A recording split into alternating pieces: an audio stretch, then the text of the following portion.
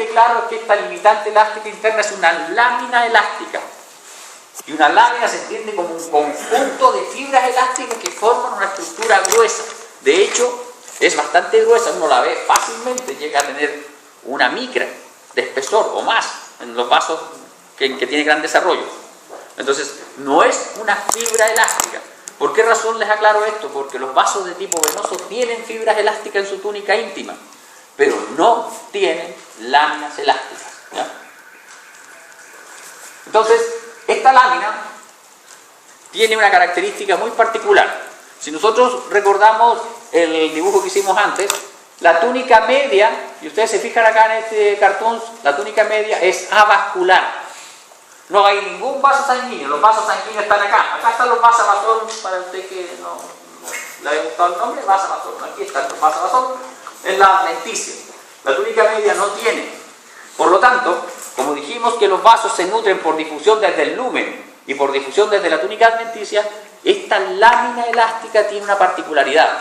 Una estructura que tiene una micra de espesor tiene que permitir el pasaje de nutrientes. Y para permitir eso, es una hoja fenestrada, tiene fenestras. Y eso es lo que está indicado acá en este dibujo. Vean, tiene un hoyo, tiene perforaciones. Entonces esta lámina es equivalente a que yo tenga esto, y es así, técnicamente es así, es un elemento continuo, un conjunto de fibras elásticas que forman esta lámina, pero con gran cantidad de perforaciones para permitir el paso de los nutrientes. Entonces, separando la túnica íntima de la túnica media, vamos a encontrar esta lámina elástica fenestrada. Ahora, en algunos textos, esta lámina elástica es considerada como parte de la túnica íntima. En otros libros la consideran como un elemento que separa la íntima de la media, ¿ya? Con la profesora Reine me parece mucho que ella también la considera, al igual que yo, parte de la túnica íntima, ¿ya? Entonces, después de esa liminante elástica interna vendría la túnica media.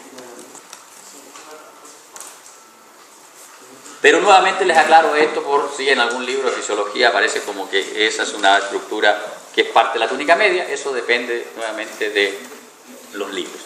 Lo que tenemos que tener claro es los constituyentes, la forma que tiene, la localización y los vasos en donde está presente.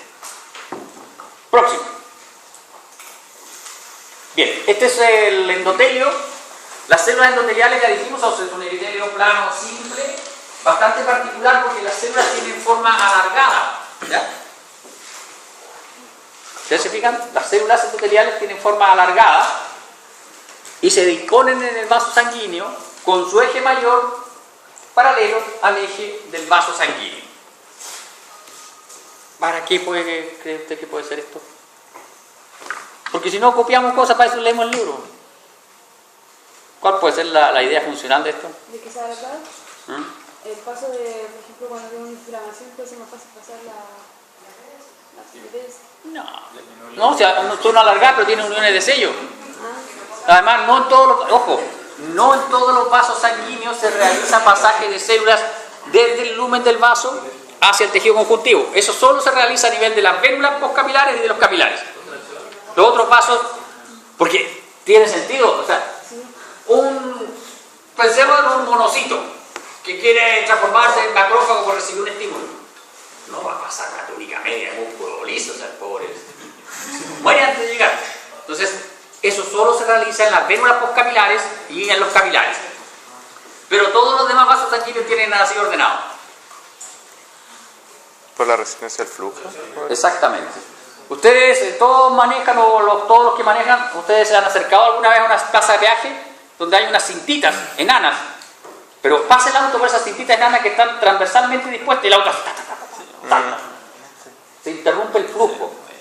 Entonces, si esta estuviese al revés, ustedes tienen que pensar que por más planas que sean, tienen núcleo, y el núcleo protruye un poquito. Entonces tendríamos una serie de mini taquitos en el camino que podrían generar esta especie de reflujo sanguíneo. Entonces, están dispuestas así para favorecer eso, el flujo laminar de la sangre en los vasos sanguíneos. Y esta es una imagen de microscopía electrónica de barrido que comprueba esta distribución muy particular de las células del endotelio. Próxima. Y esta es una imagen de células endoteliales, y este cartoon, por favor, rotúlenlo, que corresponde a epitelio plano, es endotelio, pero este endotelio corresponde a un vaso sanguíneo no encefálico. ¿Por qué corresponde a un vaso sanguíneo no encefálico? Porque tiene una serie de características, ¿ya?, histológicas que no están presentes en los vasos de tipo encefálico. Entonces, como vemos en este esquema, estas son células bastante planas, tienen microvellosidades pequeñas, pobremente desarrolladas, y todos tienen complejos de unión, es decir, están selladas. Se caracterizan las células endoteliales por tener gran cantidad de figuras de micropinocitosis, vean, y esas figuras de micropinocitosis corresponderían a un transporte transcelular de tipo inespecífico. Estas figuras de micropinocitosis son las que no están presentes en los vasos sanguíneos de tipo encefálico. Porque, como ustedes vieron en el tejido nervioso, los vasos sanguíneos de tipo encefálico tienen barreras, tienen estas uniones de sello mucho más fuertes y carecen de todas estas figuras de micropinocitosis. Vale decir que los vasos encefálicos, todo el transporte transcelular es mediado por receptores. No hay un transporte inespecífico. En los libros de histología, en la mayoría de ellos se describe que muchos de los elementos pasarían a través de poros. Los elementos liposolubles atraviesan las membranas, pero los elementos que son acuosos no pueden atravesar la membrana porque la membrana es lipídica. Entonces eso lo harían a través de estas figuras de micropinocitosis que algunos describen como poros, porque la cinética de formación, tanto en el sentido del tejido como en el sentido del lumen del vaso sanguíneo, es bastante grande. Entonces algunos autores postulan que como estos epitelios son muy delgaditos, llega un momento en que estas figuras de micropinocitosis se pueden unir y formar un canal, y esos canales permitirían el transporte transcelular facilitado en los vasos sanguíneos.